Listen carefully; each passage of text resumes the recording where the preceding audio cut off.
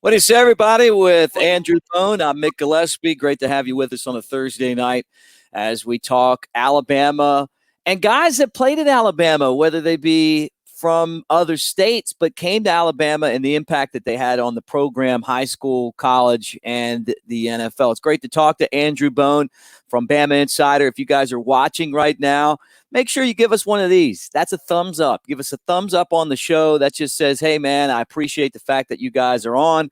Also, subscribe to our channel on YouTube, the Bama Insider channel. And then for those of you who are listening to the podcast right now, Apple, Spotify, Bama Insider has a great channel, and we keep updating it. So subscribe and also give us a 5-star rating. We really appreciate that as well. So we're going to talk Alabama, but first, Bone, you cover recruiting like no one else.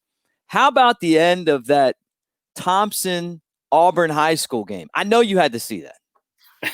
It was wild. I text, Thompson head coach Mark Freeman after the game and just told him congratulations. I mean, it was, I'd never seen anything like it. I mean, we follow, I follow this account on, and you may follow this account too on social media. It's called Freezing Cold Takes, Old Takes Exposed. And there were so many people that were tweeting about how Auburn was about to win the state championship and that it was over for Thompson. And then all of a sudden, Thompson blocks that kick and, returns it blocks the punt, returns it for a touchdown. And then, the onside kick. I mean, what an unbelievable sequence of events, for Thompson to win, back-to-back state championships. Mark Freeman, the head coach there, is, he was brought to Thompson to really, turn that program into an absolute powerhouse, and he has. I mean, Thompson's has really become the the premier program in the state, and Mark Freeman and his coaching staff, and the players that want to play for him. I mean, they certainly get players that want to come and play at Thompson, and they develop them and got a lot of great talent. So I was, proud of them. It sucks for Auburn. I mean, that was a program that was, so close to winning, the state championship. And I remember, watching Auburn a few years ago in the state championship, playing against Hoover High School. Rashawn Evans, linebacker at the time for Auburn, did it all for Auburn High School, and they couldn't win it, but and they came really close last night. So tough loss for them, but another huge win for Thompson, and what a program. I'm sure most of the people that are watching right now know what I'm talking about, but if you haven't yet, Auburn High School was at Bryant-Denny Stadium in the 7A state championship game. Thompson's been number one all year. They've beaten Hoover and everybody else, and they were ahead of Thompson. I mean, basically all Auburn was trying to do was run out the clock. They kept taking some knees. Like a minute left, they had a punt block, ran back for a touchdown. Thompson got the onside kick, 2 pass interference penalties, and a field goal, and they stun Auburn with a walk-off win and back-to-back state championships. So it's kind of just one of those oddities which makes this game so great. And that's what we're going to talk about today. Not necessarily the programs in high school, but some of the players that, as Alabama gets set to take on LSU Saturday down in Baton Rouge, some of these guys who are from the state of Louisiana, and somehow Nick Saban has convinced them to come play their college football against arch rival Alabama, right? And Bone, you've been a part of that. And I got to start with someone who had a really stellar college career and then went on to the NFL and became a great player there as well. And that's Eddie Lacy. Yeah, Eddie Lacy was a one of the top high school running backs in the country, but he was also one of these guys who Nobody was really sure what he was going to do. I know he had some academic issues, and wasn't sure if he was going to have to go the JUCO route. Fortunately for Alabama and for Eddie, he was able to get things in order and was able to get to Alabama, during his freshman year. From what I remember, it was kind of a last second deal. I think he got to Alabama maybe like the day fall practice started. I know it was pretty late, into the start of, he wasn't there in, let's say, June or July. He got there in August, so it was pretty late, for a normal guy enrolling in the summer. But yeah, I mean, this is a guy who was awesome in high school. You had a lot of offers. Alabama and LSU were coming after him pretty hard. And, it was a weird year because 2009, Alabama was only planning on signing one running back. And they picked up an early commitment from Trent Richardson. And I want to say Trent committed, it was, sometime, May, June, sometime around then.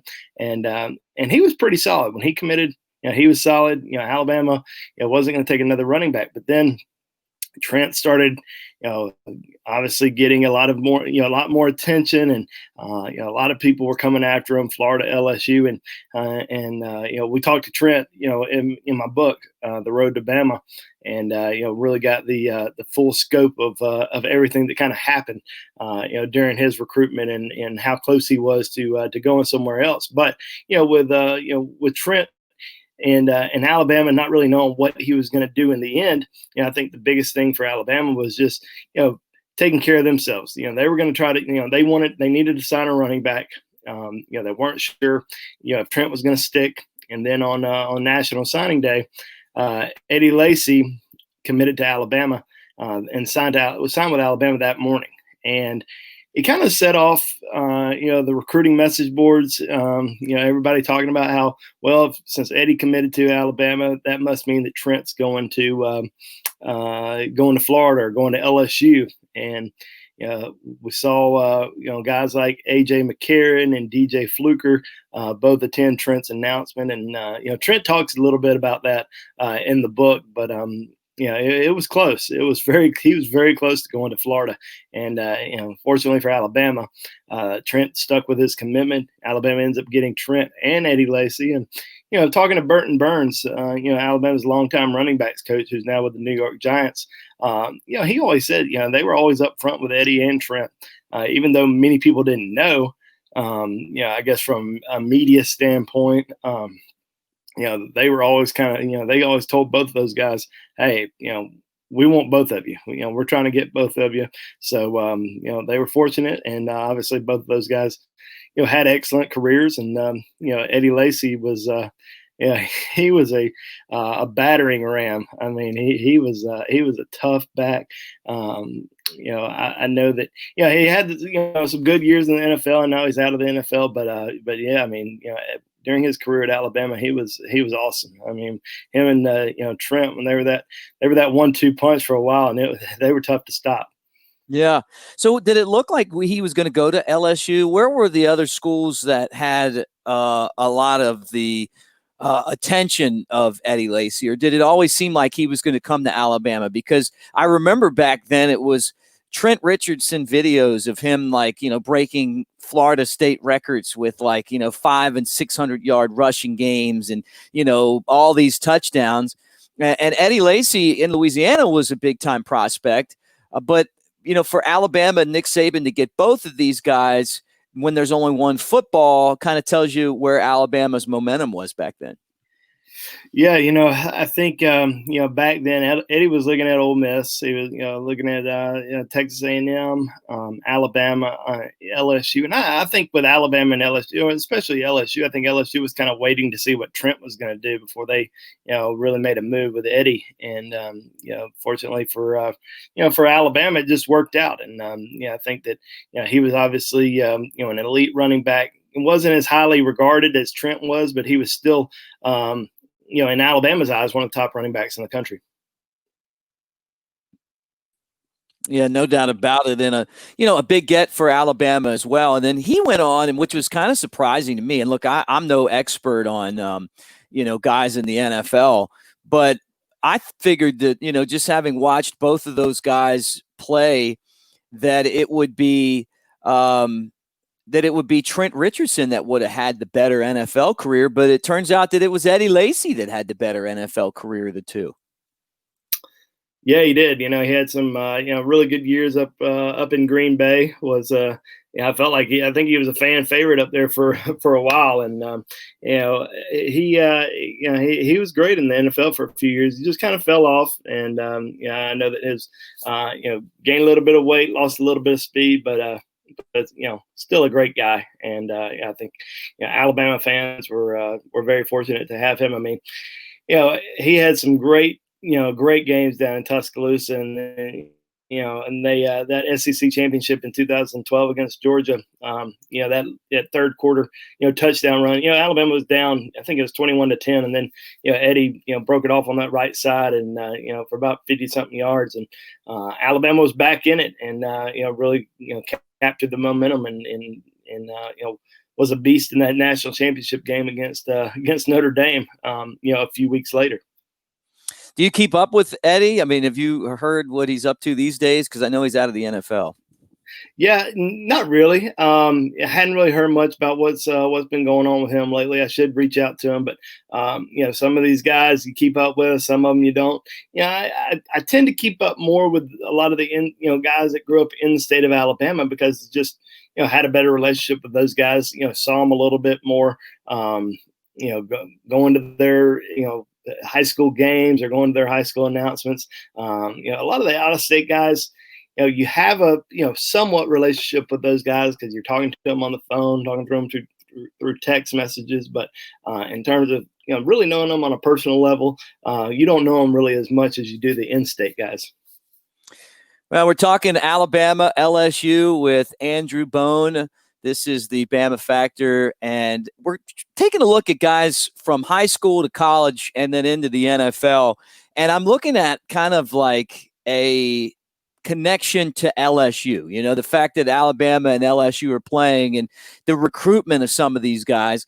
Landon Collins, to me, was one of the biggest gets that Nick Saban was able to go into Louisiana and convince to come to Tuscaloosa. And boy, did he pan out.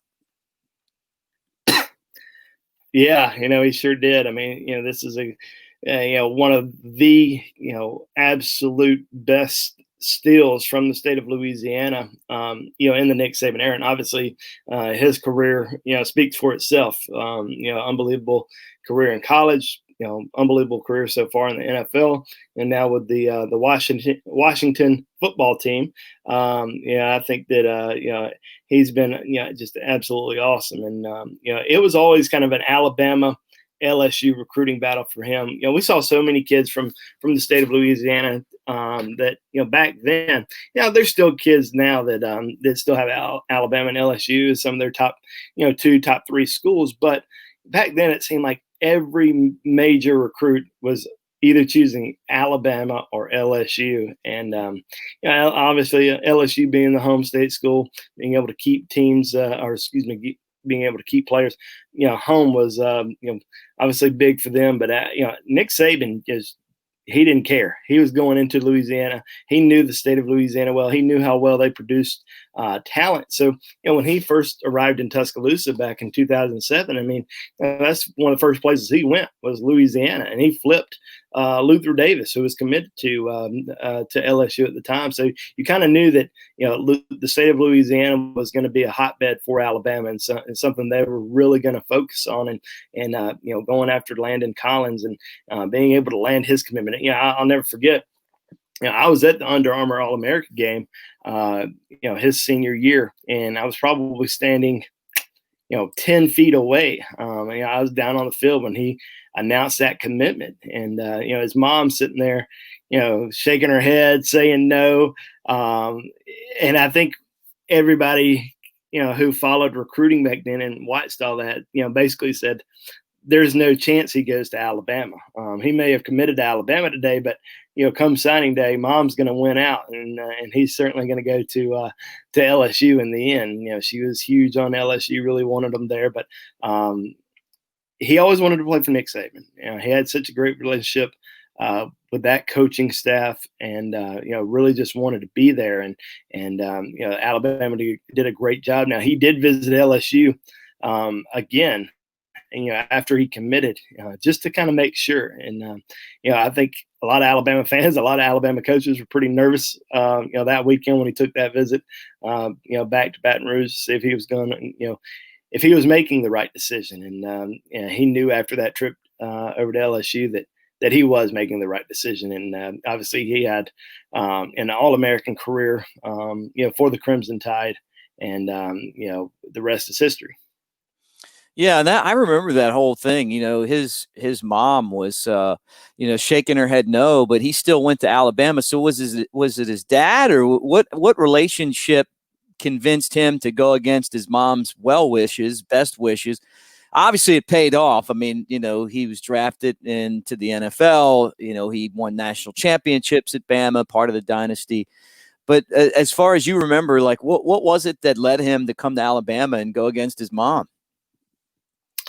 A lot of it was him. I mean, it was what he wanted to do. And, you weren't sure if she was going to, really sign off on it, excuse me. And, come signing day, she signed off. That's what her son wanted to do. That's where he believed that he could have the most success, where he could be developed, where he could compete for championships. And, the best place that he felt like would get him to the next level, would get him to the NFL, and best prepare him for the NFL. And I think his mom finally said, okay, if that's what you want to do, then I'm behind you. I'm still an LSU fan, but this is your decision. It's not my decision. And she let him do it. No doubt about it. Alabama and LSU coming up on Saturday.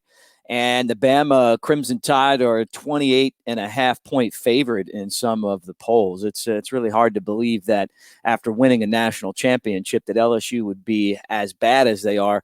But I don't think Alabama is going to bone. I really don't think Alabama is going to feel mercy for them. I don't think that Nick Saban's going to feel sorry for them.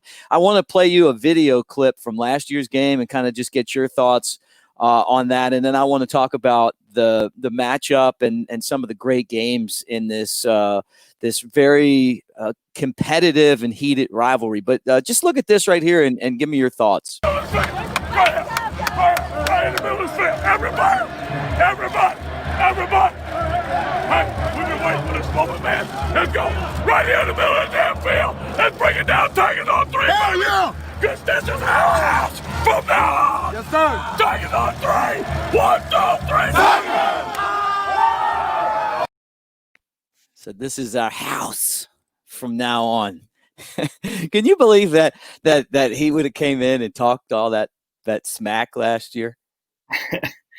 Well, it's the heat of the moment. It's beating Alabama for the first time in several years, and it's in my opinion, it's somebody who's not used to winning the big game against Alabama. Alabama wins those big games most of the time than not, and Nick Saban and those players, they're used to. A lot of people come to Alabama.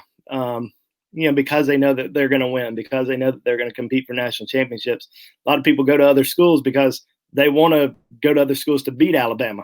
I think that, there's a lot of respect that comes from Coach Saban, and he instills that in a lot of these players, a lot of these guys. And, I don't know. I mean, I get it sometimes. I mean, you're trying to fire up your players. You just won a big game at Alabama. You're going to, probably compete. You just won the SEC West. You're probably going to compete for a national championship, but have a little bit more class, have a little bit more respect, because that, Nick Saban, those players, they show that kind of respect and that kind of class, towards every single opponent, every single, guy they go up against. So have a little bit more class. I mean, they won the national championship, but can you compete or can you continue, building your program? Can you, keep that up? And, LSU's recruiting well, but, I don't know,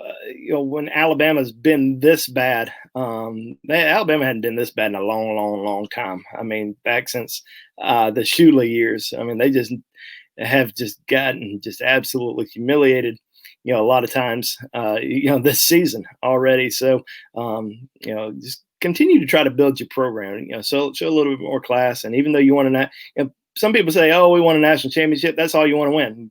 Nick Saban wins a national championship, his first national championship, says this is not the end. This is the beginning. And obviously we've seen, an unbelievable, journey for Alabama, the last decade. And it doesn't seem like it's, stopping anytime soon. The new Rivals 100 just came out this week. And, there's 13 Alabama commitments in the Rivals 100. There's 3 or 4 more guys that are in the Rivals 100 that Alabama, potentially has a good chance to land. So, Alabama's not going away anytime soon. And, with the coaching staff, Nick Saban and, the program, it's not slowing down. And, what direction is LSU going in? They won a national championship. Are they satisfied with just winning one national championship, or are they trying to, build a dynasty down there? Are they trying to build, a very steady program? And things aren't steady down there. It's pretty rocky with the way things are going. I mean, you just come off a national championship, and you're 29-point favorites, 29-point underdogs to Alabama in Baton Rouge. I mean, that's not the direction that you want to go in. And, I don't care if, you lost this player and that player, or, this player's decided to sit out. Alabama loses a ton of talent every single year. But they continue to, build and develop players, and guys are waiting their turn and itching to get out there. How hungry is LSU? I think that's kind of the biggest question mark moving forward. Maybe not this season, but how they, I think this season is kind of, obviously if they beat Alabama, upset Alabama, that's going to make their season. But, if they don't, this season's kind of, throw it in the trash can, and, where are you going to be next year? Where are you going to be the year after that? And, Alabama, I think Alabama's still going to be Alabama. One of the best gift ideas for anyone out there is this book right here by my man Andrew Bone, The Road to Bama. Incredible twists and improbable turns along the way, and you can see it right there. So this is kind of what our show is. So give us a thumbs up, subscribe to the Bama Insider channel. Bone in this book has gone back through, and he's talking about the recruitment and signing of 18 different Alabama legends. The good thing about the Crimson Tide is there are tons of players who have incredible stories that led them to the Crimson Tide. And one of those guys, Bone, is the last guy I wanted to highlight on this week's show, and that is Julio. We don't even need to say his last name because he's a person that just gets one name. He's like Prince or Michael or, Julio. When he came to Alabama, it was an instant difference maker for Nick Saban and the Crimson Tide. And I mean, his very first play was a pass to him. I remember it was in the Dome in Atlanta. The first play of the season was a quick pass to Julio. Alabama plays LSU this Saturday. They had a long losing streak to the Tigers going into 2009. 2009 and 2010. Alabama won both of those games, and it was Julio Jones that was the difference maker, in my opinion. I think, obviously Julio was an unbelievable high school football player. He actually played a little bit of defense as well. Was out there with his teammate Robert Lester, who was obviously a great safety at Alabama as well. And I remember Robert getting a late offer from Alabama, which I don't know if that sealed the deal for Julio, but I think having one of his closest friends and teammates going to Alabama, I think that helped. And Alabama, back in that 2008 recruiting class, which, finished number 1, had so many greats, like Julio and, Mark Ingram and Marcel Darius and Barrett Jones and Courtney Upshaw, and just so many elite players in that class.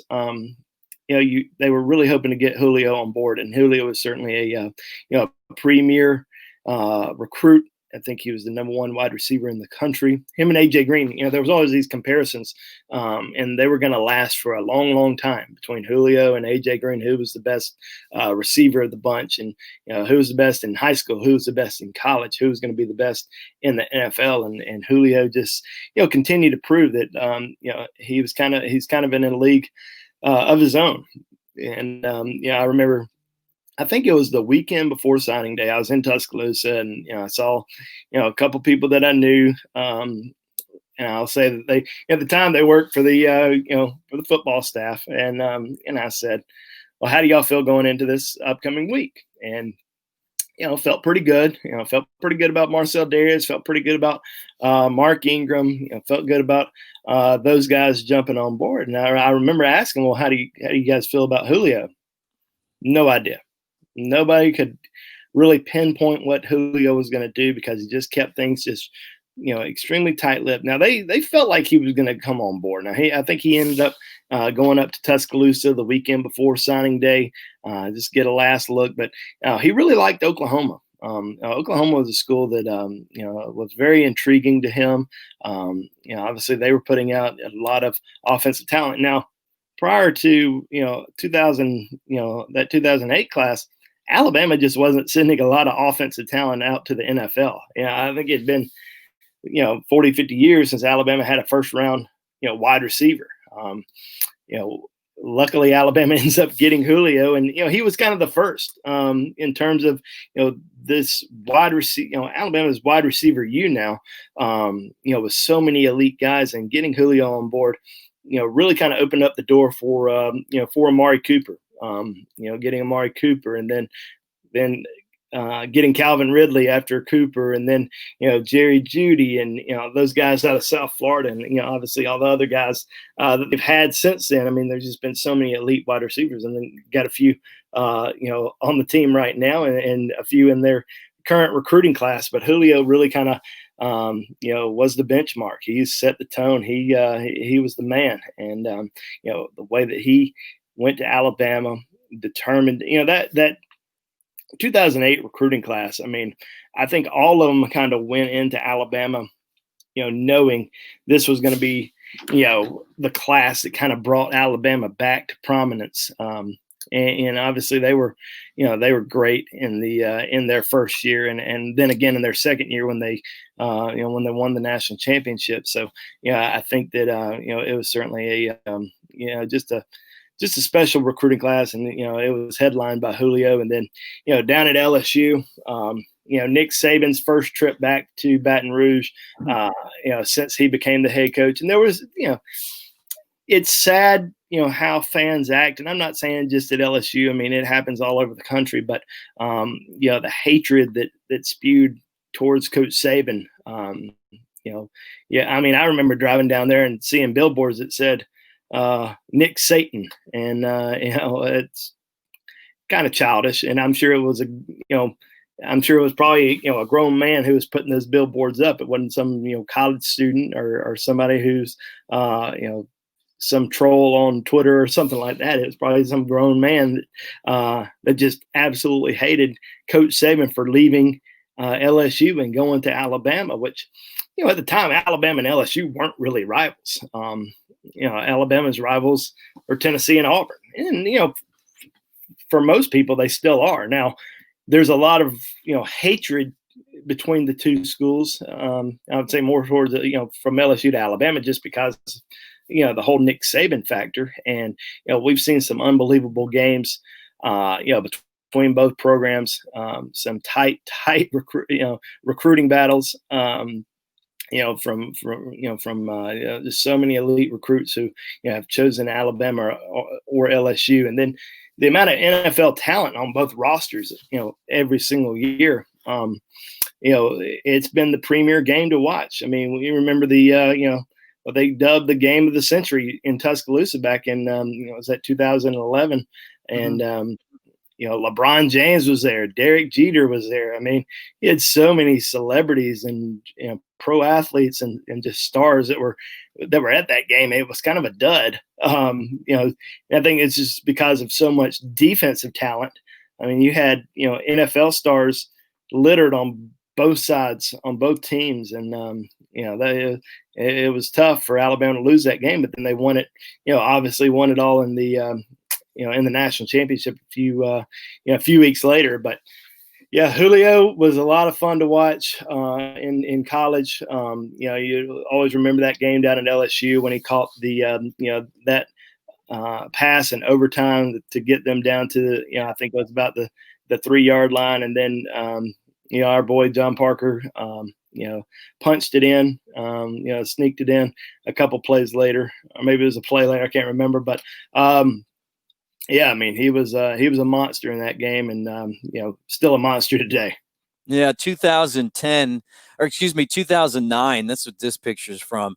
LSU leading in the fourth quarter, and they just swing a little screen pass out to Julio, and he just blows up the safety and runs down the sideline. And I felt like that was that run right there was the run to the national championship, right? And then to turn things around. But when I think of Alabama LSU, this play right here, it's the number one play I think of. I don't really know why. I guess just I've been to a ton of the games between these two teams, but that particular play, that was the death nail for a really good Tigers team.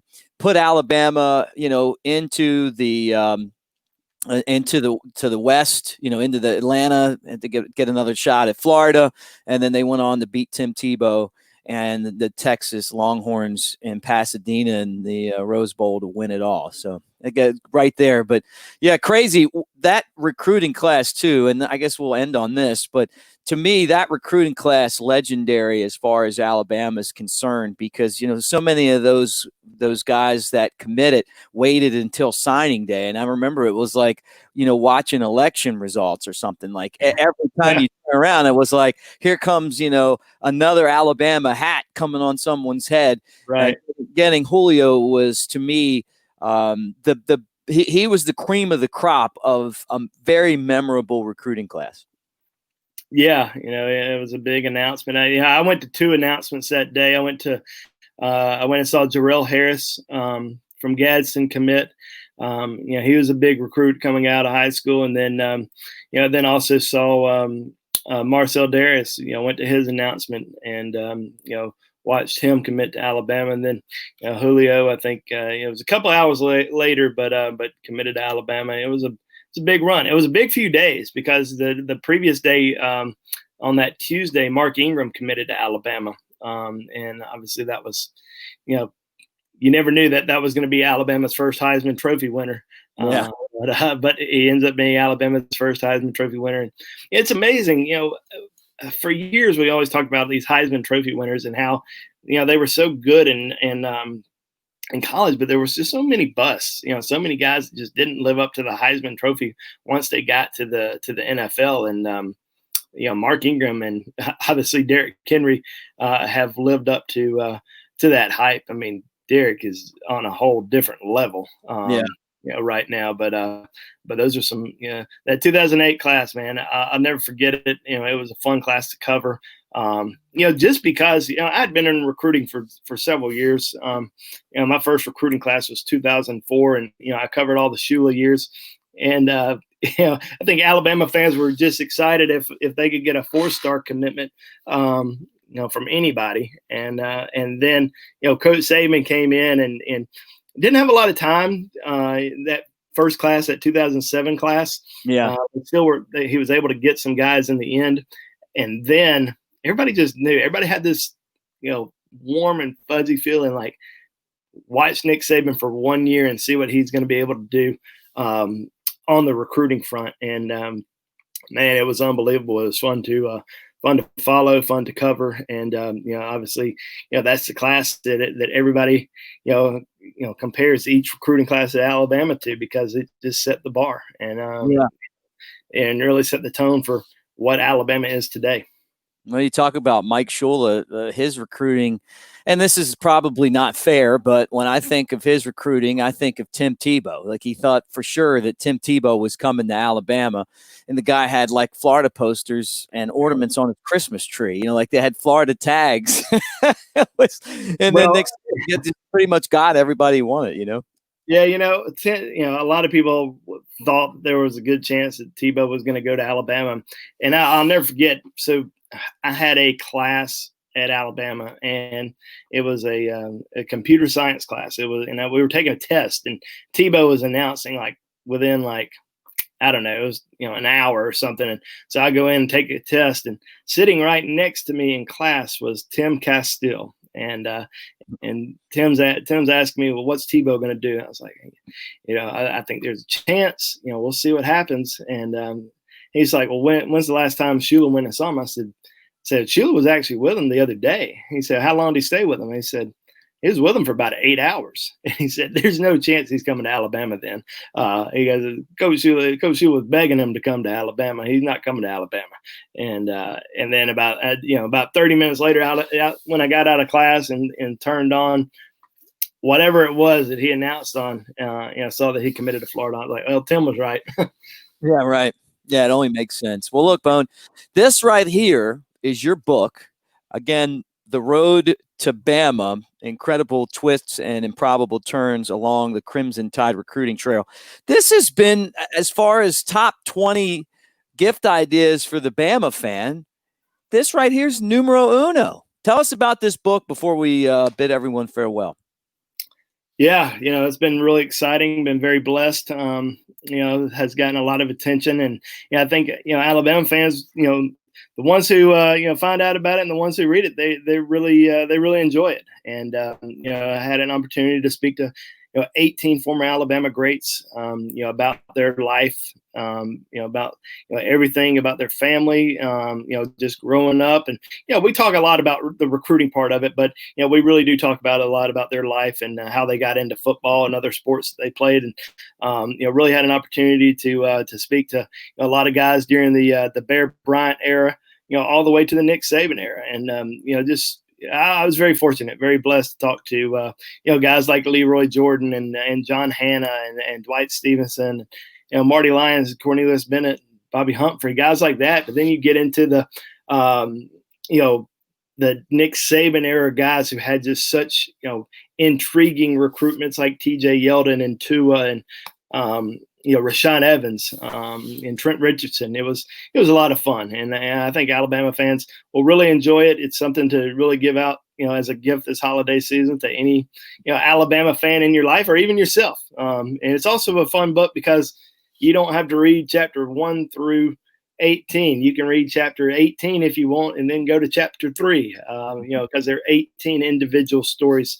And I think Alabama fans will really enjoy it. All right, he's Andrew Bone. I'm Mick Gillespie. Thanks for watching our show. Really, we should call it the Road to Bama show, right? High school, college, and the NFL. If you watched, give us a thumbs up, guys, on the Bama Insider YouTube channel, and subscribe to the channel. We also appreciate all the super chats. And also, let me remind you this, too. For those of you that have downloaded the podcast, whether it's Apple, Spotify, or wherever you get your podcasts, you subscribe to Bama Insider. We're constantly adding material like this. And Bone and I will get together next Thursday for another Road to Bama show. But as the holiday time comes, I'm telling you, this is a great gift for Dad. He's a big Alabama fan.